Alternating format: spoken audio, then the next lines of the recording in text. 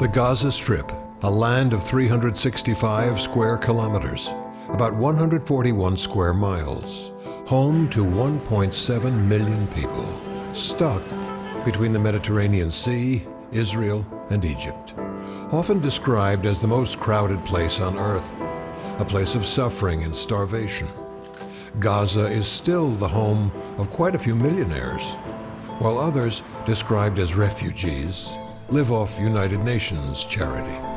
These images, filmed in January 2015, are indeed very different from the usual story, based on the fact that for TV watchers, misery is always a more interesting story than reality.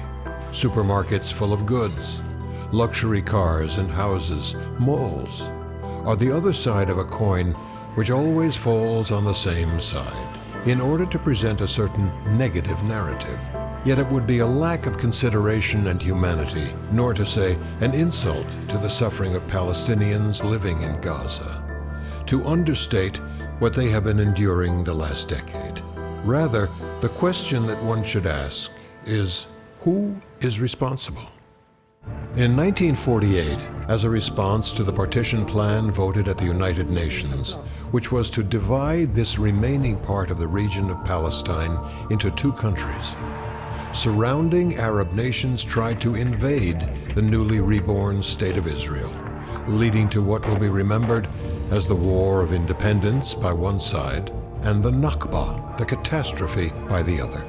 To the surprise of the entire world, Israel repelled the invading armies, while Egypt conquered Gaza and Jordan occupied the West Bank and East Jerusalem. 2 decades later, in the aftermath of the 1967 conflict, also known as the 6 Days War, the two areas and the whole Sinai Peninsula were conquered by Israel. Israel, which had till then been defined as an occupier within its own border by the PLO and other terror organizations, became de facto an occupier after Arab countries rejected its proposal to return those territories in exchange for a lasting peace. If you present the occupation as the cause, then Palestinian actions can be excused. So even if you have a terror attack in Israel, the reader is led to believe that were there no occupation, there would have been no terror attack. Thus, indirectly, the terror attack is actually Israel's fault because of its policies. In 2005, Ariel Sharon's government ordered the unilateral withdrawal from Gush Katif, the Jewish settlements within the Gaza Strip, with a population of over 9,000 people, and the destruction of the settlement buildings. The move brought a new hope to the region. Was it the beginning of a peace era? Was Gaza free from its Jews, in other words, free from occupation, going to become a new Singapore?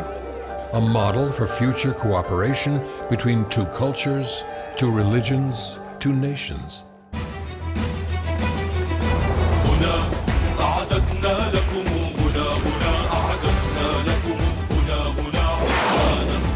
This hope didn't last long. Within months, Hamas, a group emanating from the Muslim Brotherhood, whose stated goal was the destruction of Israel and the extermination of the Jewish people, and defined as a terror organization by the US and the European Union, won local election and organized to strengthen the power of the Palestinian Authority.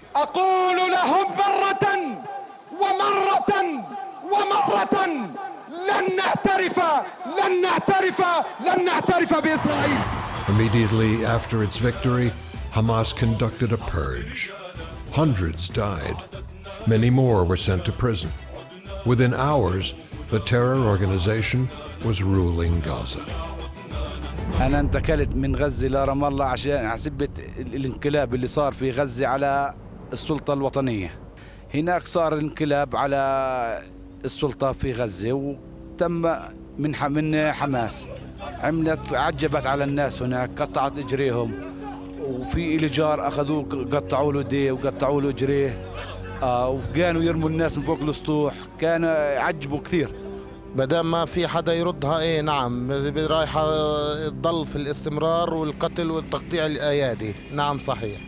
حماس كل واحد بينتمي إلى حزب غيرها يسحبوه إلى السجون ويعذبونه ويجرجروهم في السيارات ويقتلون كل يوم، يعذبون كل شخص. فمشان هيك الأهالي بيشردوا قاعدين قديش غرقوا في البحور وفي مصر.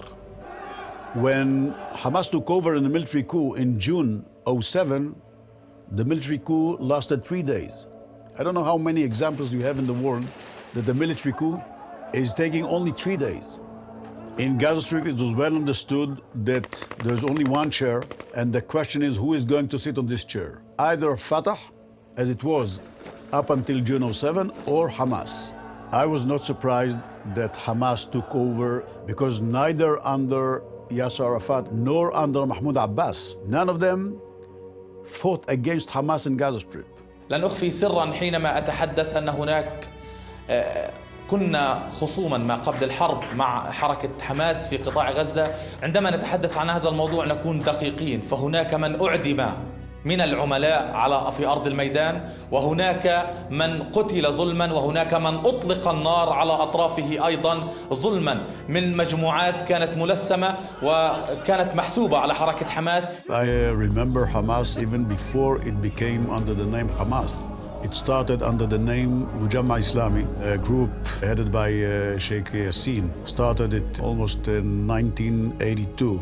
As a reason, because of the Israeli-Egyptian agreement, peace treaty, and it started to be, for them, dangerous situation that might be an autonomy and a competition between the Palestinian terror organizations. The objective of Hamas is to liberate their land from the Israelis.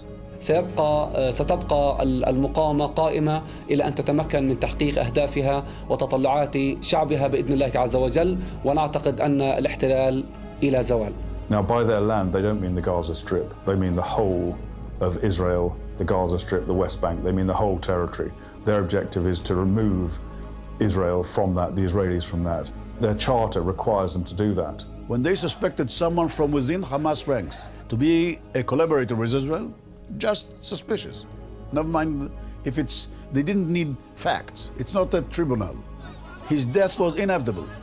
When they lost 2 of their arch terrorists in Rafah, they just picked up from the street 3 people because they had to show the people that they are running and ruling the area. And they killed them in the street with no trial, blaming them for supplying Israel with the information. Soon after consolidating their power, one of Hamas's first moves was to defy Israel by firing hundreds and then thousands of rockets into the Jewish state, while complaining of still being occupied. That led to the first conflict between Israel and Hamas in 2009, and a second, more deadly one in 2012. Yet while the situation remained explosive, it was Hamas's abduction and murder of 3 Israeli teenagers in the West Bank, which started the 2014 Summer War. More than 2,000 people were to perish in what Israel called Operation Protective Edge. بسم الله الرحمن الرحيم. أعتقد أن الاحتلال الإسرائيلي ليس بحاجة إلى خلق مبررات وذرائع لارتكاب جرائم وشن حروب ضد شعبنا الفلسطيني. لم يكن هناك ثمة مبرر إلا أسباب، وهي مقاومة مشروعة كفلتها القوانين والشرائع الدولية. هذه الحرب التي كانت على قطاع غزة لأن أبناء الشعب الفلسطيني في قطاع غزة وأبناء فصائل المقاومة وتحديدا كتائب شهداء الأقصى حاولوا الدفاع عن الانتهاكات الصهيونية التي قامت. شوف، الحرب دائما بحاجة إلى طرفين. هناك طرف أول مسؤول وهناك طرف ثاني ينجر ويصبح بالنهاية أيضا مسؤول على النحو الذي تفعله إسرائيل. ولكن هناك تواطؤ بالتأكيد يعني دولي مع ما تقوم به إسرائيل. وفي الحقيقة كيف بدأت إسرائيل العدوان بذريعة اختطاف 3 مستوطنين في الضفة الغربية. يعني واضح أن المسؤول الفعلي خلال فترة الحرب هو حركة حماس. إسرائيل قامت بالاعتداء على نفق كان يتواجد به 7 من عناصر حركة حماس استشهدوا على الفور. كانت حركة حماس في اليوم الثاني تؤبنهم، وكان هناك ضغط داخلي للرد. انجرت حركة حماس فأطلقت ما يعادل 100 صاروخ في الساعة الواحدة. كان هذا إعلان حرب بالنسبة لإسرائيل. كتائب شهداء الأقصى فلسطين لواء الشهيد نضال العمودي كانت أحد الأذرع وأحد الفصائل المقاتلة التي لقنت العدو درسا تلو الدرس في هذه المعركة. فكان لنا شرف مقتل أول ضابط أمن في معبر كرم أبو سالم بعد أن تم استهداف المعبر كرم أبو سالم من قبل مقاتلين، وتحديدا منطقة إسناد كرم أبو سالم. وبالتالي حركة حماس إنه لم تقرأ بدقة ما هو أمامها وما هو عدوها ونوعية عدوها، ولم تسارع باستقبال بالتقاط المبادرة المصرية ووفرت فرصة. كان بدا كأنه حركة حماس وحدها تقود المعركة، وهذا ما لاحظناه. You cannot start it with 2014. You have to go back to the years before, because first of all, Hamas is a terror organization. Without terror activities, this fish or shark is going to die. طبعا هذا الحزام تقريبا 5 كيلو جرام. طبعا هذا يحتوي على مواد شديدة الانفجار، وطبعا به عدد من المسامير ومن الشظايا الصغيرة التي تحاول أن توقع أكبر عدد من القتلى. So from time to time they need to carry out terror activities, mainly if you are supported, sponsored, backed, guided by the state of terror #1 in the world, Iran. The Hamas trying in Gaza to implement the Iranian agenda in terms to disturb not only the security of Israel, but the security of the whole region here.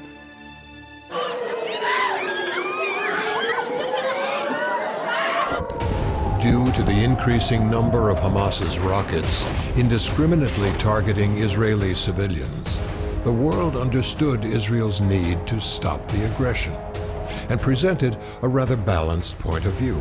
There's a difference between Hamas, a terrorist organization that's indiscriminately attacking innocent civilians in areas where there are innocent civilians in Israel, and the right of Israel to respond and protect their own civilians. But as the number of casualties increased on the other side, the Hamas strategy became clear. Very difficult for Hamas to inflict serious damage on Israel, which leaves them with one way of doing it, which is propaganda, which basically means turning the world against Israel. يعني دورنا كان دور إعلامي. استطعنا أن نغطي الساحة الإعلامية وأن نكون بين أبناء شعبنا الفلسطيني وبين وسائل الإعلام المختلفة، وأن ننقل صورة المشهد وحقيقة الأمر الجاري أثناء الحرب. وأعتقد أن الشعب الفلسطيني استطاع، كما أنه انتصر عسكريا وسياسيا، انتصر أيضا إعلاميا. Pictures do not need any explanation on the context, because in every war waged in civilian urban places, there would be civilian casualties. And then to explain Israel's position, you have to go from the direct effect of pictures to explaining the context. When I see the pictures from Gaza, I'm shocked and I'm sad. يعني زي ما انتم شايفين على عدسة التلفزيون، يعني هي كانت يعني دمار شامل في المنطقة هذه. يعني كل دار أخذت لها نصيبها من القذائف متعددة الأنواع، وغير الصواريخ الF-16 هذه اللي كانت تدمر كل البيت تنزله. يعني It's a very compelling story to have a side that is strong and increasingly irrational, and another side that, you know, all they want is a small state. What adds additional punch is the fact that the victimizers in this case are people who have existed in the Western mind as victims. So there's a kind of pleasure that a lot of people take in seeing Jews portrayed as victimizers, because in many ways that erases kind of the deep sense of guilt that many people in the West have about Jews. الحدث الأكثر يعني أكثر حقيقة حساسية كان هو يوم مذبحة الشجاعية. أنا كنت موجود في ذاك المكان، كان عندنا سيارتين إسعاف. لكن نقول نحن كطواقم دفاع مدني وكرجال إطفاء وإنقاذ وإسعاف، يعني رأينا ما رأينا في مناطق عديدة، رأينا في شرق رفح وفي شرق خانونس، كذلك في شرق المناطق الوسطى وفي شرق الشجاعية. تم خروجي من المكان بأعجوبة، إلا أن رجال الدفاع المدني وسيارات الإسعاف بقيت في المكان. If you look at media coverage from Gaza this summer, and this is true of the previous conflicts as well, you'll see that there was a war between the Israeli military, tanks and soldiers and airplanes, and on the other side, Palestinian civilians. Now, if you look at the facts of what happened in the summer, you'll notice that more than 60 Israeli soldiers were killed, that more than 4,000 rockets and mortars were launched from Gaza, meaning there's an army in Gaza. The Hamas has spent millions of dollars erecting a network of tunnels under civilian neighborhoods in Gaza. They had weapon stores in civilian homes. They had erected a pretty significant and impressive military apparatus underneath the Gaza Strip. We know that the system works with 3 types of tunnels. We have the tunnels that are being used to smuggle from Egypt into the Gaza Strip, weapons, food, or machines in order to build rockets inside the Gaza Strip. We have the tunnels inside the cities in order to supply them with kind of headquarters. Once they need, they go down underground instead of living above the ground. And there's a third type of tunnels, which is the offensive tunnels. Even if you want to cover Hamas actions, even if you want photographs of Hamas fighters, you won't be able to get them because Hamas controls all press coverage in Gaza. They all have, either explicitly or implicitly, a deal with Hamas about what they can and cannot cover. They give their readers the impression that they're getting the whole picture from Gaza. But of course they're not, and not informing readers that that's the case is a major failure of journalistic ethics. Journalists, when they used to work in a territory which is dominated by the organization, they could broadcast only issues that were allowed by the organization. Hamas, during the war, launched a rocket right outside the AP bureau in Gaza City. Directly in front of the bureau, there was a rocket launch. The staff in the bureau witnessed the launch, but didn't report it. Ambulance was running into a hospital as so-called injured people. Nobody paid attention. Who are the injured people? Are there civilians? Asymmetric conflict or conflict against terror organization, it is very difficult because the other side usually does not distinguish itself from the civilian backgrounds. They don't always wear uniforms and they take military activities from civilian frameworks. So this verification of the military character of the target is not an easy task. يعني كان واضح أن أكثر من 90% من الشهداء هم من المدنيين وأن جل هؤلاء هم من الأطفال والنساء والشيوخ. أرفض أن أجيب عن عدد القتلى، هم ليس بقتلى، هم شهداء لهذا الشعب الفلسطيني، وغير مقبول أن نتحدث عنهم قتلى. هؤلاء الشهداء كان النسبة تقريبا ل70 أو 75% من عدد الشهداء هم من المدنيين، وتقريبا 25 ل 30% هم من أبناء الأذرع العسكرية التي قاومت العدو الصهيوني في قطاع غزة. I'm sorry to say, it's nonsense. We know exactly who was a terrorist. They were people who are assisting the terrorists. Once you are working with terrorists, you are a terrorist. Hamas and the Hamas Health Authority would have you believe that they're all civilians, and they actually had a policy of telling their own people always to report every death as a civilian casualty, not as a fighter. But there's been independent analysis done, and so far they calculate that somewhere around 50% of the total number of people killed were innocent civilians. Of that 50%, they weren't all killed by IDF action. There was a proportion of them who died from natural causes. You can't have a population the size of Gaza going through a number of weeks without any natural deaths. When it comes to proportionality, there is much misunderstanding of the concept. It's about comparing military advantage and expected civilian casualties. It's not about the death toll of civilians on both sides. 7 Israeli civilians were killed, and it's disproportional because 700 Palestinian civilians were killed. That's not a comparison. The comparison is, in each and every attack, what was your military object and what is the civilian casualties expected ثم أيضا نوعية الناس اللي استشهدوا معظمهم ليسوا عسكريين وإنما مدنيين، بقدر ما المهم هو أنه في 51 يوم مات فوق 560 طفل استشهدوا.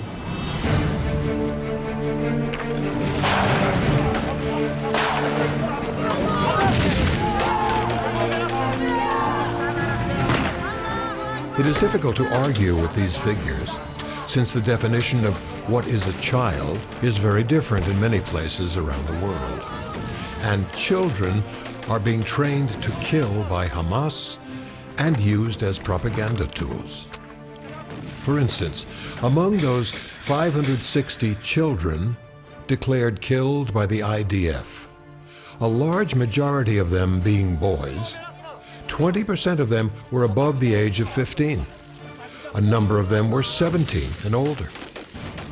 One has to remember that Hamas fighters don't wear uniforms. Drafting children under 15 is a war crime. People over 15, even if you and I can look at them as children, it's not even a war crime to have them fighting.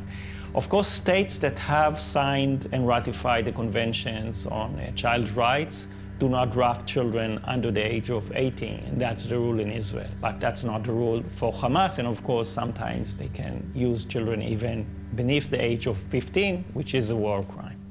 Since Hamas and other resistance movements in Gaza controlled the media and became the only source of information reported by the media, it became a common opinion for government representatives that the IDF was conducting a war against Palestinian civilians.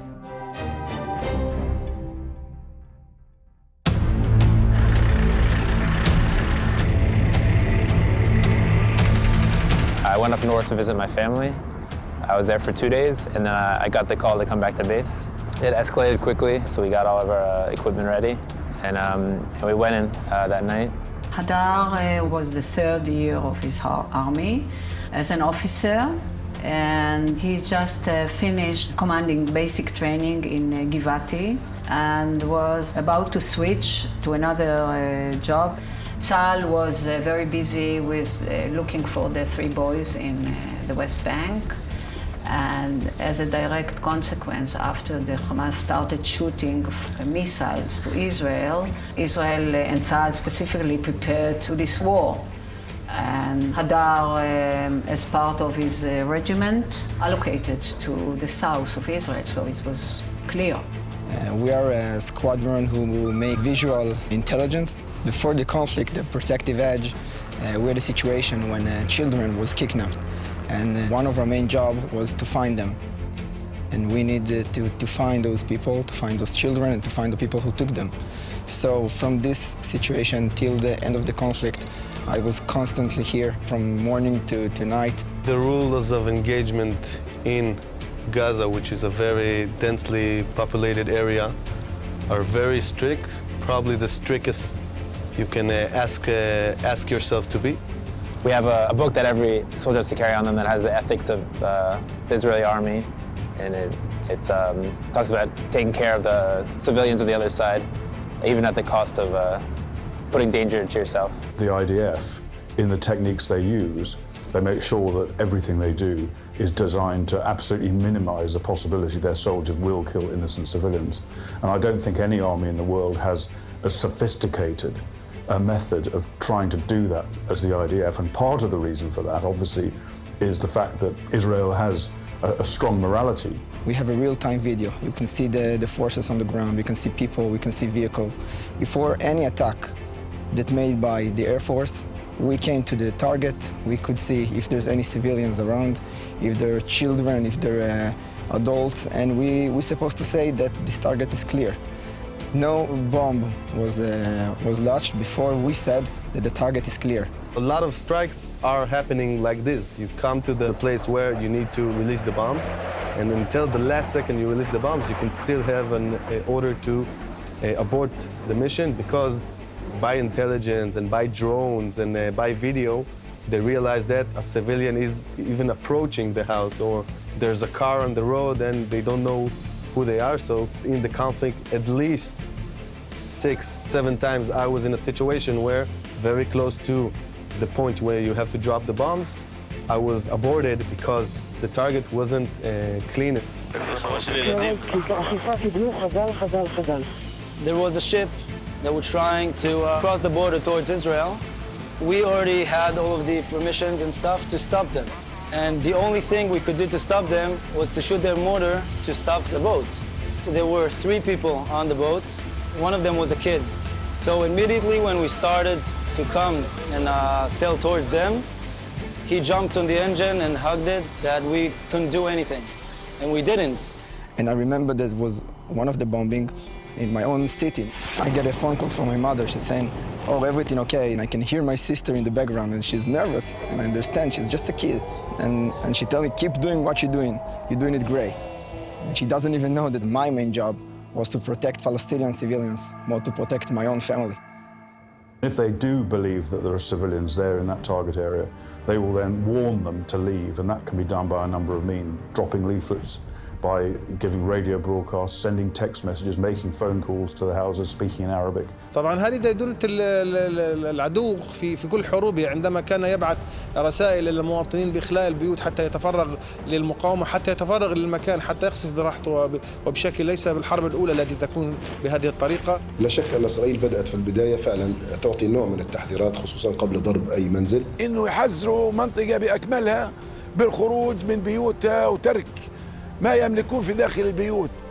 فلما رجعت الناس لقت كل الدمار، يعني كل الدمار في كل البيوت. One thing that the IDF do, they've developed a specific harmless munition which they can drop onto a building and then cause an explosion which warns people to leave but doesn't actually kill anybody or do any serious damage. كان الساعة 5 الصبح نهارا. إسرائيل ضربت صواريخ صغيرة تحذيرية علينا فوق بالسطح، وضربت كمان صاروخين تحذيري في بيت الدرج.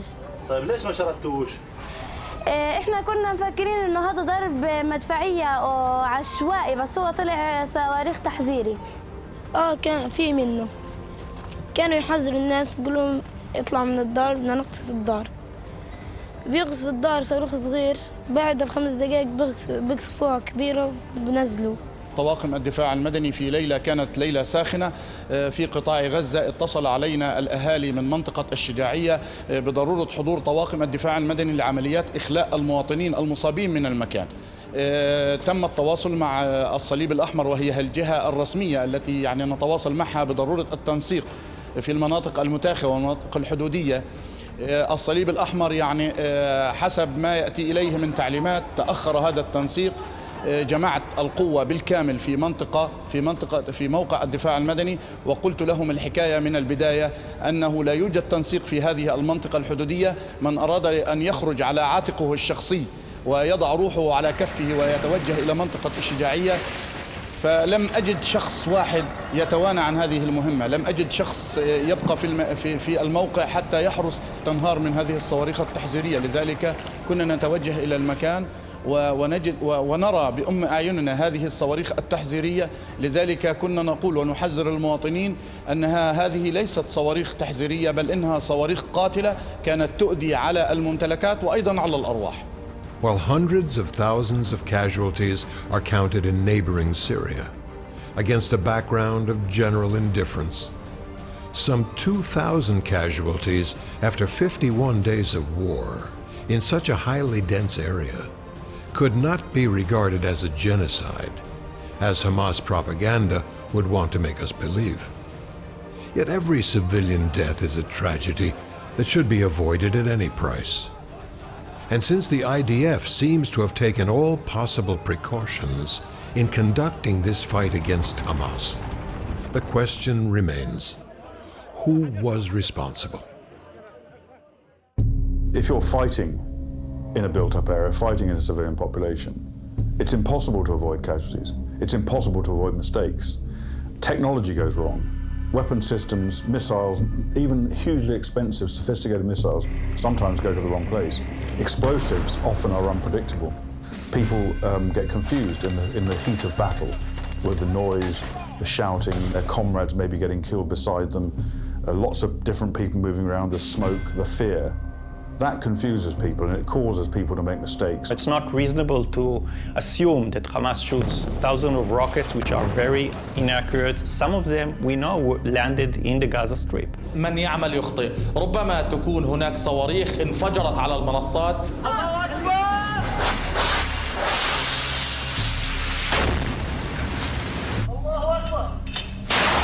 Generally speaking, the civilian casualties in Gaza are attributed to Israeli airstrikes. So it's not Hamas's fault for putting rockets in the basement, and it's not Hamas's fault for basing its military strategy on hiding behind civilians. You go into a house and it's in one room there'll be an AK-47, and the next room will be a children's bed, and the next room will be a pile of grenades next to like maybe a crib or it's all there's no clear lines when you go in. It's a family's house, and it's also where they fight out of. He had a rocket launcher. We saw launch, and as we get zoom in, we can see the people who did it run, and he's running into a bunch of kids, a bunch of people. It's quite easy to differentiate between the signature of a Hamas rocket or missile, and one fired by Israel. It doesn't really take a ballistics expert to do that. Israeli munitions that detonate are very much more powerful. They leave a specific, sometimes a very large signature of significant destruction. Hamas missiles and other missiles fired out of Gaza, on the whole, tend to be less powerful, and they tend to be packed with shrapnel, which is intended to tear people apart. We can see here an example of this is a Hamas rocket that would have hit a building within Israel. And you can see the very clear signature of that rocket. These two pictures show, first of all, a school in Gaza that was hit by a Hamas rocket, and then we've got another location in Gaza that was hit by a Hamas rocket as well. You can see from those two pictures that the signature is pretty much the same.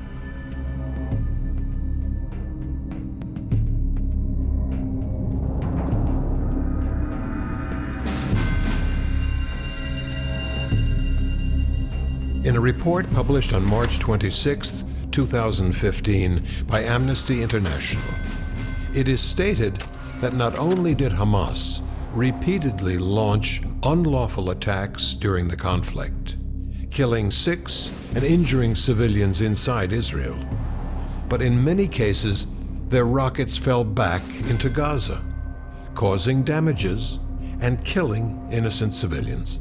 The report specifically points out that the 13 civilians who were killed on July 28th in the Shati refugee camp were likely killed by a Palestinian rocket misfiring. Israel is using its own rockets and missiles to protect their people. Hamas is using his people to protect his rockets and his missiles. Hamas gaining power and gaining money while more and more Palestinians has been victimized in the Gaza Strip. The recent war in Gaza last summer, no doubt that the Hamas used the Gazan people as a human shield. ولا يعلمون أن الشعب الفلسطيني قد طور من موته ومن بحثه على الموت، ولذلك أصبح الموت عند الشعب الفلسطيني صناعة تجيده النساء، تجيده كل من في هذه الأرض، يجيده الشيوخ، يجيده المجاهدون، ويجيده الأطفال. لذلك شكلوا دروعا بشرية من النساء والأطفال والشيوخ والمجاهدين. في الحركة ندعو شعبنا إلى اعتماد هذه السياسة لحماية البيوت الفلسطينية. كانوا اليهود يودوا مساجات على القريبين على الحدود على السياج أنه عزبة يخلوا المناطق، وكانوا حماس المقاومين يمنعوهم يطلعوا من المساكن وما يخلونا نطلع نهائيا. قال ما تردوش عليهم، هذول كذابين ومش رايحين يقصفوا. حسبت انه كان لضم امنين من السكان، يعني عن سبت انه اليهود يخافوا ما يقصفوش السكان. يعني كثير جدا أنا رأيت بعيني، وسيشهد ذلك أخي مدير العمليات الأخ أخونا رائد دهشان بذلك، لأنه كان موجود معي في هذه المواقف، أن كثير من الناس هدمت بيوتهم فوق رؤوسهم ولم يخرجوا من البيوت. نعم خرج الكثير منهم خوفا على أطفالهم وعلى شيوخهم، ولكن الكثير منهم بقي في أرض الوطن، بقي في أرض في بيته حتى قصف البيت على ساكنيه، ومع ذلك صبر الشعب. أبو حمزة البلتاجي بيشتغل في الإسعافات. إجا يوم الحرب أخدنا عند دار خالتي، قالنا تعالي بس اطلعوا. إجا كل الإسعافات هنا حملونا وضلوا للساعة في كتير فاستشهدوا. بعدين دار خالتي ضلوا. ليش ضلوا مش عارفين، قال خلينا مش حرب هيك. فهيك ضلوا. بعدين اتصل على كل العالم، قال طلعوا نصهم ضلوا نص. واليهود تتصل اطلع ما رضوش. I saw with my own eyes how people get fired, rocket get fired from an hospital, and near children and near grown-up people. The most of the casualties around this conflict was just because Hamas chose to put the Palestinian civilians on the fire line. That's why they hiding in cities, neighborhoods, refugee camps, knowing that it's very complicated for Israel to hit those terrorists once they're hiding amongst so many people, civilians. The Israeli army has repeatedly accused Palestinian militants of shooting from within densely populated civilian areas, and that is precisely the type of setup we have right here. This map, published by the UN, shows sites in Gaza which were hit and damaged during Operation Protective Edge. The red dots represent damaged areas. But let us see behind this point.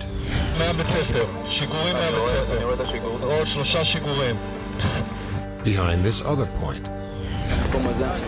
המכללה החקלאית, אנחנו מצאנו פה 3 קני שיגור של טילי גראד שמגיעים לטווח בינוני. What happened behind this one? What is the story behind this? This rocket was discharged following the IDF strike on an underground facility, proving that rocket launchers were concealed there. These are just a few examples. Here is a map of Shujaiya, a neighborhood of Gaza City. From these points, rockets were fired at Israel. Behind these points, terrorists were hiding. These are the tunnels that terrorists dug underground. These were military positions. This shows how Hamas turned Shujaiya into a military fortress. But Shujaiya is just one example of the fact that the Gaza Strip was a web of terror activities. It still is today. أنا بحس لما بشوف إسماعيل هنية يعني بالذات لأنه عايش كان معنا في غزة، وأشوفه قاعد ومتربع وشغلات زي هيك، بقول يعني ليش يعني إحنا الله كاتب علينا التعاسي وهم لا؟ ليه يعني هم ضلوا ببيوتهم وإحنا طلعنا من بيوتنا شردنا؟ هذا العدوان بدأ وكانت حركة حماس مكشوفة ماليا، يعني لا يوجد معها ما يغطي حاجة الناس، وبالتالي هي رأت في بعض المساعدات الآتية من الخارج أنه يمكن أن تغطي هذا النقص لتظهر باعتبارها هي مسؤولة وراعية حقيقية. لهذا حدث بعض المشاحنات، أنه لم تقبل حركة حماس بأن تقوم مؤسسات توزع دون الشراكة معها حتى تغطي العجز المالي الذي تمر به، وتبدو كأنها كما الحمل ثقيل جدا جدا، وشيء من العدالة مطلوب يعني في توزيع المواد الإغاثية على الناس. طبعا هناك من يتهم حركة حماس بأنها سعت إلى الاستحواذ على هذه المواد الإغاثية ووزعتها بطريقة غير منصفة. The one who committed the genocide is the Hamas, because the Hamas is offering their own innocent people for such kind of war. There were two reasons for Hamas's use of human shields. One is to prevent the IDF from attacking your position, to destroy your fighters or your weapons or your communication systems. If that doesn't work, if the IDF nevertheless do attack, then it's also a bonus for Hamas because it gives them the propaganda they need. Every conflict has its code name, its heroes, and unfortunately its victims. According to the Palestinian culture, those victims are martyrs, and some of them became icons, symbols of the whole conflict. A well-known story was the one of Muhammad al-Dura, a child supposedly killed by the IDF, later proven in a European court that Mohammed and his father were the victims of a Palestinian fire, or perhaps victims of a staging for propaganda purposes. 14 years later, most of the world still believes that the IDF is guilty of this tragedy. There is no doubt that another tragedy, which occurred on a Gaza beach on July 16th, in which 4 children were killed in what was attributed to either an Israeli airstrike or a warship shell, will forever remain the icon of this terrible war. منظمة وإرهاب دولة يمارسه الاحتلال ضد أبناء شعبنا الفلسطيني، وعلى وجه الخصوص شهداء أطفال البكر رقبتها وسائل الإعلام، وهي أثناء لعب الأطفال وبعد قصفهم. There were 2 very large blasts. Civilians were hit and killed in Gaza, including 4 children. The first question that one should ask, though, would be why so many cameras were filming the sea at this very moment? Were reporters expecting something to happen? اجت الاشاره انه القصف على خلف برج الغفري على شاطئ بحر غزه.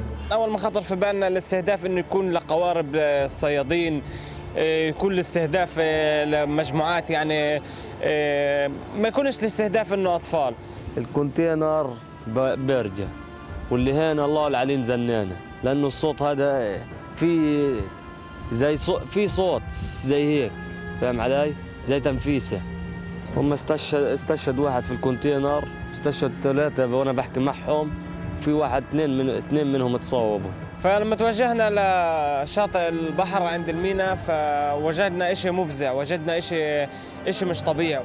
يعني أنا أتذكر أنه عندما وصل الخبر إلى عائلة بكر هرع أغلب يعني عائلة بكر إلى هنا للاستقبال والطوارئ، ويعني الجميع في هستيريا وفي صراخ وفي ذهول وفي صدمة. إسماعيل بقى يعني قبل الحرب بقى يروح على المدرسة وينزل أولاده أخواته يعملوا شاي قهوة مثل الصيادين، يساعد إخواته، بعد ما بيساعدهم يزهق من عند إخواته يجي يلعبوا يلم أولاد عمه 10-12 واحد ويجي كل يوم بالمكان هذا اللي احنا قاعدين فيه بيلعبوا كورة وشريطة وبتغسلوا بالبحر. يعني عندهم كملها، هذا المكان كملها عندهم. هي المكان اللي موجود في منطقتنا كاملة إنه فاضية فيش فيها حدا ومكان واسع للعب للأطفال.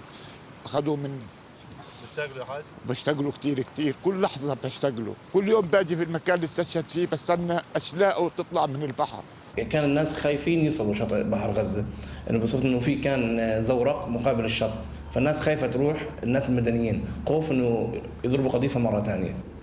Despite the level of technology it uses to protect civilians, it is indeed possible that the IDF made a tragic mistake. But in the United States, an independent historian and military expert studied every image available on this case from a different perspective and came up with troubling conclusions. When I first heard that the 4 boys had been killed on the beach in Gaza, I knew immediately that we were not getting the real story. When the Israeli Defense Forces issued a statement, Lieutenant Colonel Lerner said that they were targeting specific Hamas terrorists. The IDF had a target, a Hamas terrorist target. We had intelligence pointing specifically to that location. It wouldn't surprise me at all if Hamas deliberately attempted to lure the IDF to attack and kill those children. They've done it many times before on this conflict and in other conflicts. What actually happened was that there was an explosion before the Israelis struck the container. When we study terrorism, we noticed that they do something called a double tap. A double tap is 2 attacks in the same general area. So the Israelis fired an air-to-surface missile at the steel container in order to prevent the second tap of the double tap. This was to make viewers think that the Israelis had killed 3 boys who were running from the breakwater. To me, knowing the IDF as I do, it seems incredibly unlikely that it was a deliberate act. So I think what we're probably left with is the likelihood that this was some form of IDF action against what they thought were terrorist targets, which ended up tragically in 4 boys being killed on the beach. I would be very surprised if children were targeted directly and intentionally by any IDF forces. إسرائيل قتلتهم عرفاهم أطفال بيلعبوا لأنه كمان في التلفزيون موجود الطيار لما طلع بقول لها الهدف اللي طلعت له أطفال قالت له اقصفهم قال بقول لك أطفال 4 מבוגרים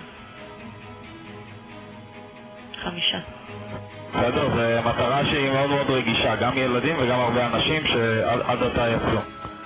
כרגע אנחנו לא נתקוף את זה כנראה תודה, לא יהיה פה תקיפה. We are trying and putting all of our efforts not to hit innocent people. We have very advanced machines that are very, very accurate to prevent of hitting citizens and children and innocent people. I believe that the bodies of the children were placed in the sand later because when the reporters first arrived at the breakwater, filmed the area where the bodies were later found, and there's no bodies in the sand. It's not possible that the reporters could have run past those 3 bodies and not seen them. The news industry here, which includes hundreds of news staffers, they've manufactured a simple story that resonates for people. And it's a simple story in which there's a victimizer and a victim. And the victimizer, the strong side, are the Jews, and the victim is the Palestinians. Anything that mars that narrative, anything that complicates the story is left out. The reality is that Hamas want their civilians to die. In some circumstances, they deliberately entice and lure the Israelis into a situation where they will kill their civilians. They deceive them. The main evidence that the IDF did not kill the 4 boys on the beach, there's 2 things. One, the boys were terribly, terribly mutilated, but their wounds didn't bleed. There's no bloody sand whatsoever. The photo of the explosion indicates a projectile hitting the sand and exploding upward. There's no evidence whatsoever of a projectile hitting the sand. There's no fragmentation damage and there's no crater. The second piece of evidence that the IDF didn't kill the boys is that it's very easy to tell the difference between Israeli munitions and terrorist munitions. The signature of terrorist munitions is always round holes because they fill their improvised explosive devices with ball bearings. There are some very clear, close photos of the bodies, and they all have round holes in them. And to me, that proves that they were brought down by Hamas IEDs and not Israeli munitions. The Military Advocate General has declared that this incident would be investigated by criminal investigation. Israel is under an incredible amount of pressure from the international community. Will he consider whether or not the favourable economic and political relationship with Israel and between Israel and the European Union should now be reconsidered in the light of the Israeli government's disproportionate response? It wouldn't surprise me if they took responsibility simply to make this issue go away, to say it was an accident, we didn't do it on purpose, we're sorry, we'll compensate the families. One of the few mistakes that Hamas was ultimately accused of during this conflict was to constantly either refuse or break ceasefires implemented under Egyptian sponsorship. Actually, breaking a ceasefire may be considered a war crime. But for Hamas, it is merely a tactic. Actually, Hamas take advantage of the ceasefire and planned an ambush. And what happened with Hadar's group, they were not allowed to shoot. About 8 in the morning, we got to a house that was booby-trapped. We waited outside, we didn't go into it. Another bomb went off, an explosion went off outside the house. And this was just when the ceasefire was starting. We stayed outside of the house that was booby-trapped. We were terribly worried. Of course, nightmares. All the calls, if we got ones, were during midnight. As we were walking, we saw another man to our right on the 2nd story of a building. He had his hands out above the ledge like this. He wasn't looking at us, he was kind of looking straight ahead. and a bunch of us saw him. We looked, we put our scopes because we have kind of like a zoom, so we wanted to see what exactly he was doing. And he was unarmed, so we weren't going to harm him. It was during a ceasefire. So the company commander decided to go talk to him, see what he was doing in the area. I used to send them, be aware from Amalek, because Amalek used to pick the weakers from the back, you know? So this was my expression to refer to the Hamas. They don't fight up front, they come from back. And he sent him and two people with us to the left. The other three of us went to the right. As they got closer, we lost eye contact with them, and we heard shots ring out. And by the time we got back, they had all been killed. Apparently, the man on the second story had set up an ambush, and they took one of the killed soldiers down into a tunnel. Tunnels that Hamas used, they're very sophisticated. They're wide. They have weapon caches within the tunnels. They worked very hard on these tunnels and spent a lot of money to make them. On our last talk with Adar, he told me, "Mom, don't worry, maybe I will be back on Shabbat." I was listening to the radio, and then they started screaming about the fact that Hamas did not respect the ceasefire. Then I began to get into panic. 2 hours after, 1 hour after I heard in the radio, Simcha was not yet home. There was a ring on the bell. I tried to push them back, not letting them coming in. And they have this protocol, they don't say anything. They make you sit and then they read the message. So only at the end I realized that he was kidnapped.